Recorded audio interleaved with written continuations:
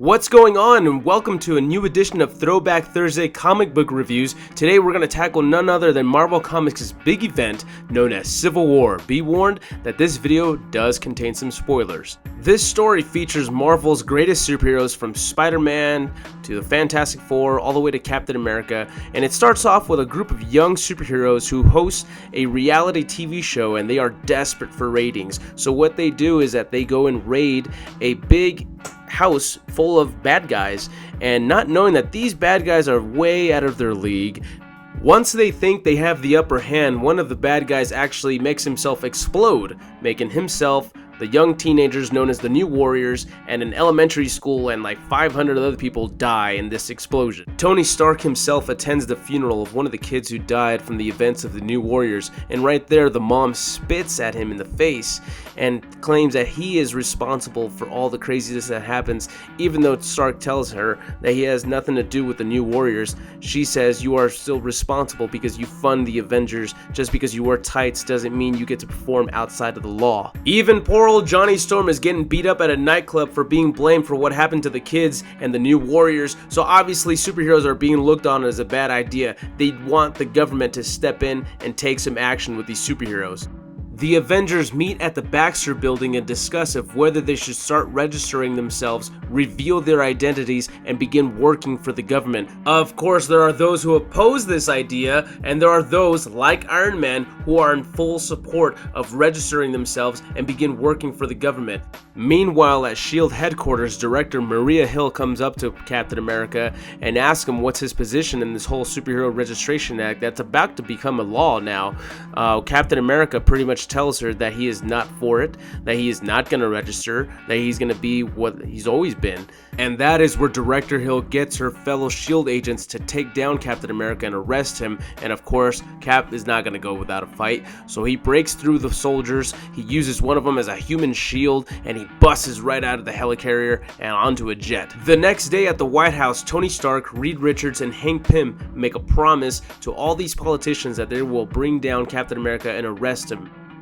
Meanwhile, Captain America begins forming his own secret Avengers that consists from Daredevil all the way to Vision. Later on, Tony Stark calls on a press conference, which is known to be the most important press conference in the Marvel Universe, and this is the same press conference where Spider-Man comes out and reveals his identity to the entire public. He says, "My name is Peter Parker, and I've been Spider-Man since I've been 15 years old," and J. Jonah Jameson faints. Captain America has been forming his secret Avengers without the help of S.H.I.E.L.D., and he's been doing it really quietly. He's got all these disguises for him and his fellow secret Avengers. They get a distress call from a warehouse going on, so they ditch their disguises and put on their superhero costumes, and that is where it's a trap. Iron Man has set a trap for Captain America. The Civil War officially begins. All hell's breaking loose. Everybody is fighting. It's Team Captain America versus Team Iron Man. Even Spider-Man joins the fight and takes a few swings at Captain America since Iron Man is currently disposed. Iron Man's suit boots up and goes straight to work on Captain America. He lands some critical blows. Captain America can't land anything, and there's that iconic shot right there from Civil War, my personal favorite. Captain America's beaten, and Iron Man says, "Hey, just stop right now before it gets any worse." The Avengers and the Secret Avengers continue beating the hell out of each other when out of nowhere shows up Thor, the god of thunder. Only this is not the Thor that we know and love. This is Thor the clone. He has been cloned by the government and he is out to kill. He launches a big lightning rod at Team America. Luckily for the Secret Avengers, Thor's lightning rod was intercepted by Susan Storm. Goliath orders the Secret Avengers to take the beaten up Captain America and get out of there while he handles Thor. Thor just straight up murders Goliath. Everyone sees that. Goliath falls to the ground. He is dead.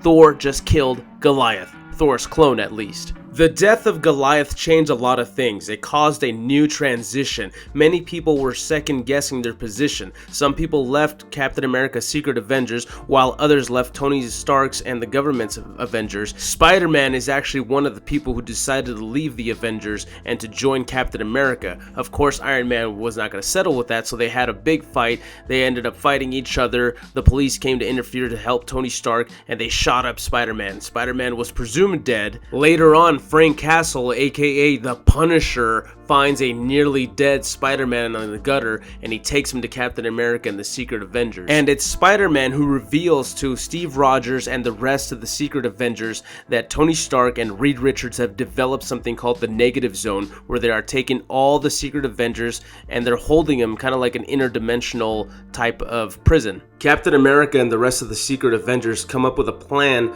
to save the rest of their fellow Secret Avengers, and that is when they're intercepted by Iron Man and the rest of the Avengers and a whole bunch of other bad guys as well, and they begin another brawl, round number 2.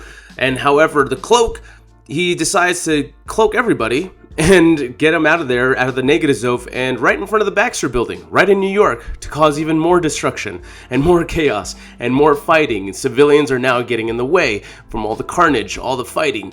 Spider-Man even puts on his old classic Spidey suit as he takes on Tony Stark and Reed Richards and the rest of the Secret Avengers. Even Namor joins the fight to take on the bad guys that was released from the Negative Zone. So Captain America and Iron Man are back at it one more time, and out of nowhere comes Vision, and he disables Tony Stark's Iron Man suit. Captain America sees this as an excellent opportunity to just start beating the hell out of Iron Man. He starts beating him with the shield, and he cracks the mask, and he's beating him, and right there Tony Stark just says, "What are you waiting for, Steve? Finish it," as in kill him already. And he's just, when he's about to do it, Steve Rogers is about to do it, and out of nowhere he gets intercepted by civilians, actual people, firemen, doctors, police officers. They're telling him, "Don't do it, Captain America, don't do it." They tell him to stop fighting each other and just stop and take a look around and see all the destruction and chaos that they have caused. And Captain America sees this and he's like, "My God, they're right. We're not fighting for the people anymore. We're just fighting." So Captain America, tear-eyed and everything, decides to surrender. He